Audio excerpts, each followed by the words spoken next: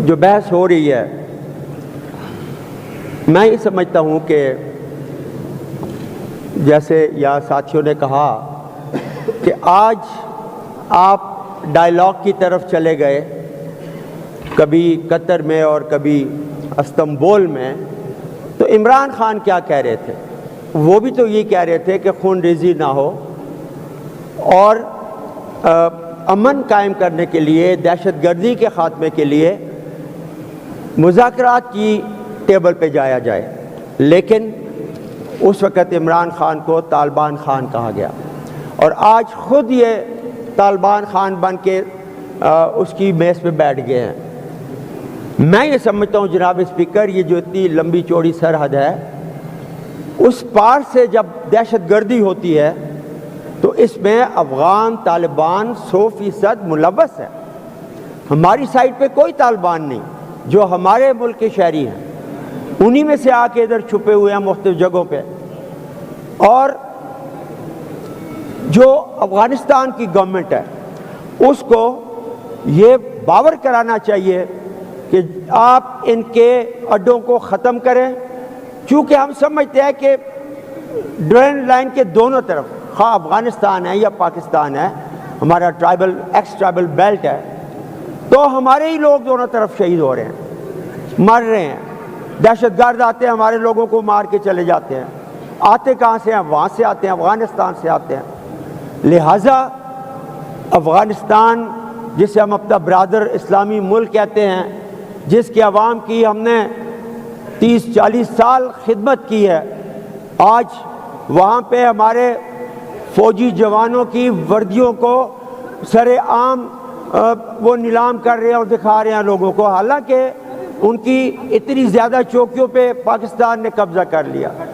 ادھر کوئی شہید ہوتا ہے ہمارا تو ہمارا ینگ کیپٹن، فوج کے نوجوان ہمارے بچے ہیں، ہمارے بھائی ہیں، ہمارا دل، یا پولیس کے نوجوان ہیں یا پولیس کے آفیسرز ہیں، ہمارا دل جلتا ہے۔ سو مذاکرات ہی، سیاسی مذاکرات ہی ان چیزوں کا سلوشن ہوتا ہے، اور یہ اگر کامیاب ہو جاتے ہیں تو دونوں ملکوں کا فائدہ ہے۔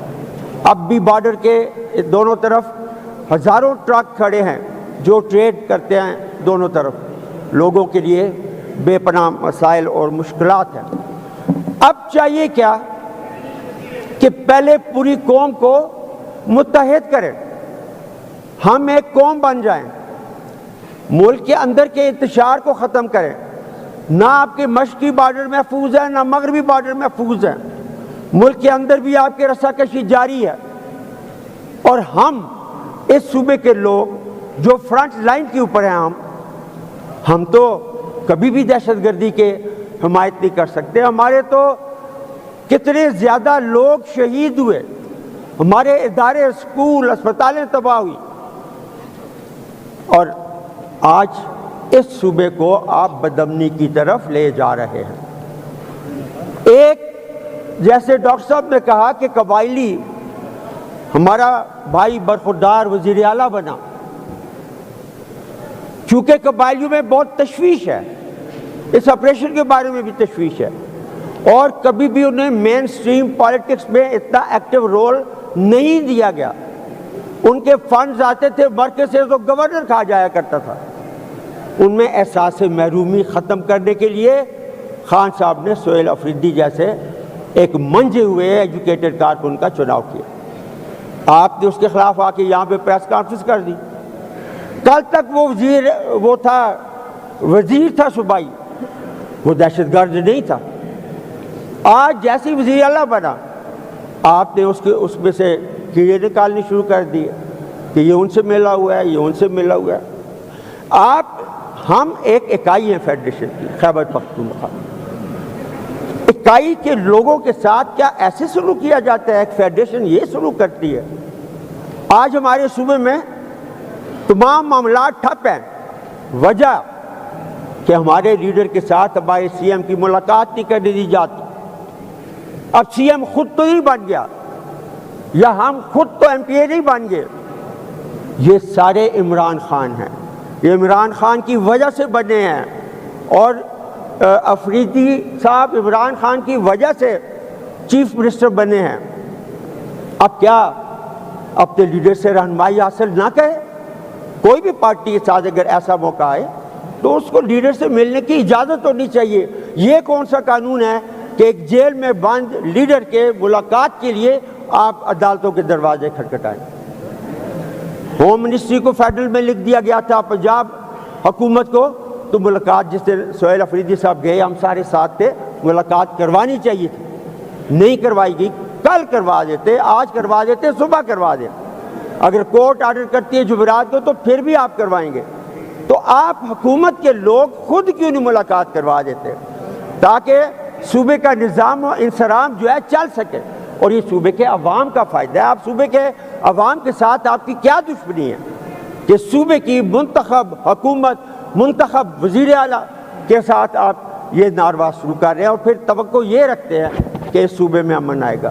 پنجاب کا امن آپ نے لبیک کے خلاف اشتعال انگیزی کر کے اس کو پامال کر دیا۔ اب یہاں بڑی مشکل سے ہمارے لوگ جناب اسپیکر کنٹرول ہیں۔ آپ کے وزیر اعلیٰ جو صوبے کے وہ نوجوانوں کی بھی نمائندگی کرتے ہیں، وہ یونیورسٹی سے ہو کے آئے ہوئے ہیں، وہ یوتھ اور آئی سیف سے ہو کے آئے ہوئے ہیں، وہ لوگ بالکل انتظار میں ہیں، اور سہیل افریدی نے ان کو روکا ہوا ہے تاکہ ہمارا امن تہوبالا نہ ہو۔ میں اب بھی یہ کہتا ہوں کہ خدا کے لیے ملاقات کر دیں، ہم امن پسند لوگ ہیں، ہم کوئی ایسا انتشار نہیں چاہتے، لیکن یہ نہ ہو کہ آپ صوبے کے اس ایوان کو مجبور کر دیں کہ پھر ہم اپنے چیف منسٹر کے ساتھ جا کے کہیں اڈیالہ کے آگے نہ بیٹھنا پڑ جائے ہمیں۔ ہم اس چیزوں سے بچنا چاہتے ہیں اور عدالت میں بھی جا چکے ہیں، لیکن میں آپ کو شاباش دوں گا فیڈرل گورنمنٹ اینڈ پنجاب کہ اگر عدالت کے فیصلے سے پہلے کل آپ سہیل افریدی کی ملاقات کرا دیں۔ بہت بہت شکریہ۔ جناب ریاض خان۔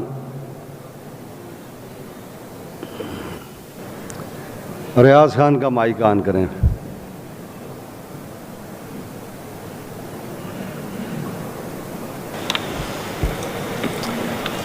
جی، بسم اللہ الرحمن الرحیم، ایاک نعبد و ایاک نستعین۔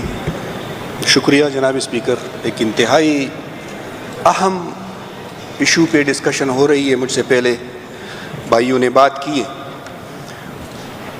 جناب اسپیکر، امن و امان ہی کسی ملک کے لیے، کسی معاشرے کے لیے بنیادی ضرورت ہے، اس کے بعد ہی جو ہے باقی چیزیں آتی ہے، کیونکہ ابراہیم علیہ السلام نے سب سے پہلے امن کی دعا کی کہ رب اجعل ھذا البلد آمنا، اس کے بعد معیشت کی، کاروبار کی، سیاست کی، باقی چیزوں کی